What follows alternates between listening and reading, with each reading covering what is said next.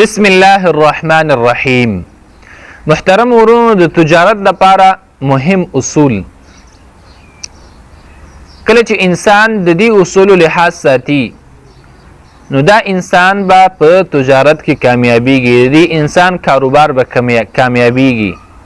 د انسان ته به ذهني سکون وي، دا به په خپل کار کې آرام وي، تشویشونه ټینشن دا به نه وي، دیته لانجې به نه وي. خو چې کله انسان د دې درې اصول لحاظ نه ساتي په خپل کاروبار کې نو یا به کاروبار نه کامیابیږي، سر به نه نیسي،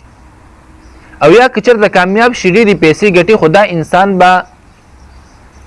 دته به ټینشن وي، دا به د سکون او آرام احساس نه کوي، همیشه به په ټینشن کې وي، لانجې کنجې به وي د کاروباري. نو موږ ډېر وینو چې ډېر ملګري هغه کاروبار شروع کوي خو ځای نه نیسي، وایي کاروبار کوم خو ځای نه نیسي، یو کار ته لاس سوچوي بل کار ته لاس، کامیابیږي نه. نو که چېرته مونږه د دې درې اصولو لحاظ وساتو نو انشاءالله د الله په توفیق د الله په فضل سره کاروبار به کامیاب وي، ته به خپله ذهنن ارامه وي، سکون کې وي، او د لانجو او کنجو نه به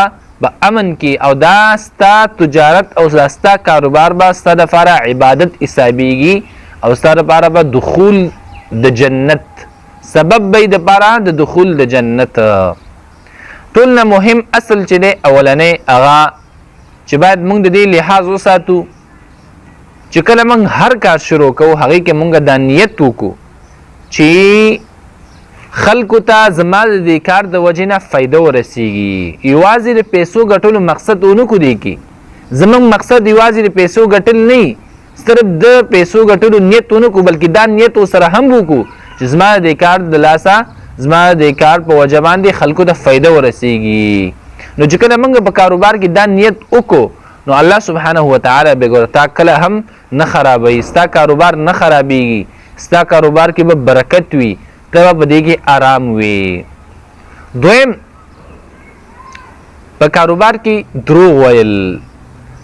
دا یو د هغو اسبابو نه دي چې د انسان کاروبار خرابیږي، برکت پکې نه او د انسان ته تشویش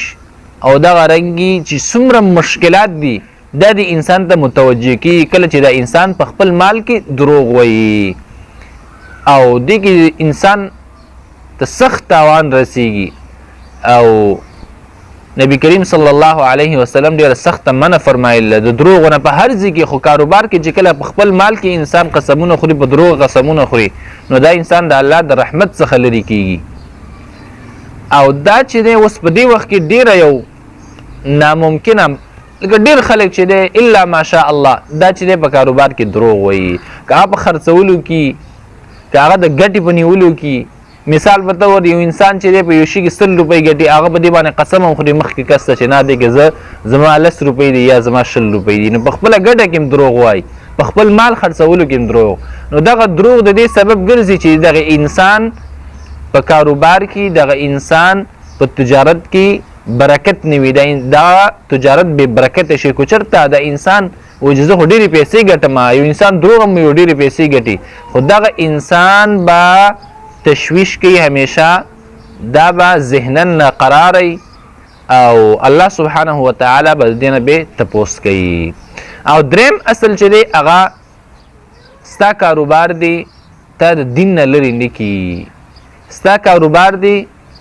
ستا 15 وخته مونځ خراب نه کړي. چې کله مونږ د 15 وخته مونځ پابندي کوو په خپل کاروبار کې، دین نه په نه لرې کېږو نو دغه کاروبار زموږ دپاره عبادت دی، حلال رزق د هغې حصول دا عبادت دی په حاله چې کله د دې اصولو لحاظ وساتلی شي. او چې کله تا کاروبار د دین نه لرې کوي، ستا 15 وخته مونځ پکې خرابیږي، نو پوه شه چې دا کاروبار ستا دپاره هلاکت دی، دا پیسه ګټل ستا دپاره هلاکت دی، ته په یو بله لار باندې روان کړی. نو کوشش وکړي دغه د درې اصولو لحاظ وساتئ په کاروبار کې، انشاءالله کاروبار به مخ په وړاندې ځي، برکت به پکې وي، او ته به د آرام احساس کې د آرامتیا د سکون احساس بکې الله سبحانه وتعالی دی وکي چې موږ له توفیق راکړي چې د درې واړه اصول د درې واړه کارونه په ځان کې عملي کړو